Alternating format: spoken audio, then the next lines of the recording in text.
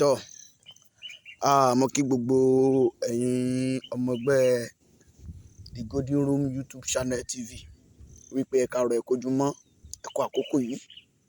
Elédùmarè ọba kí ó ràn wá lọ́wọ́ púpọ̀. A sì kí gbogbo ẹ̀yin tí ẹ ń subscribe, tẹ́ ti subscribe, tẹ́ ń like àwọn fídíò wa, tẹ́ ń comment, tẹ́ sì ń share rẹ̀. Ọlọ́run ọba ò ní fi yín lẹ̀. Tọ́ ẹ má jẹ́ mú àkókò ṣòfò torí nǹkan púpọ̀ wà tá fẹ́ ṣe lénìí.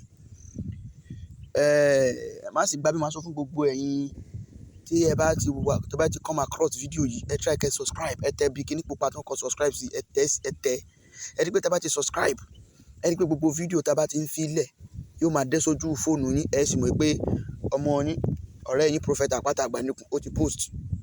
Ẹ rí sí àjọ máa jẹ àǹfààní ara wa. Ọlọ́run á kún wa lọ́wọ́. Èyí tí mo mú wá yẹ̀ wò dáadáa, ìgbẹ́ màlúù lẹ́ ń wò yìí. Kí la fẹ́ fi ṣe? A fẹ́ fi ṣe àṣegbé. Bẹ́ẹ̀ ni, a fẹ́ fi ṣe kíni o?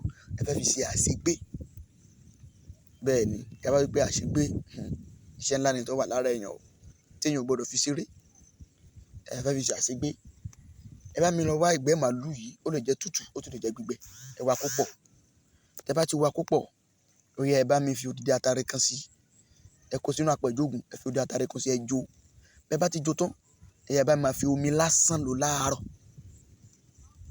Bẹ́ẹ̀ ni, tẹ́ bá ń lò ó, tó bá ń wá yín bọ̀ nílé, wọn ò ní bá yín lé o. Ẹ lọ afọlọ́pàá mú, wọ́n bá wá yín, wọn ò ní rí yín.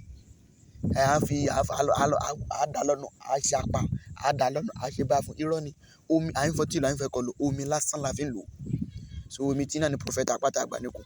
So fún ẹ̀yin tí ẹ ń béèrè nọ́mbà wa, tẹ́ fẹ́ bá wa sọ̀rọ̀, tẹ́ fẹ́ WhatsApp wa, tàbí iṣẹ́ míì, tẹ́ fẹ́ rán wa níṣẹ́, tàbí ẹ fẹ́ béèrè ìbéèrè, ẹ WhatsApp mi sórí 07064294474. Èmi tí náà ni Prophet Àpáta Àgbàníkùn. Ẹ ṣeun.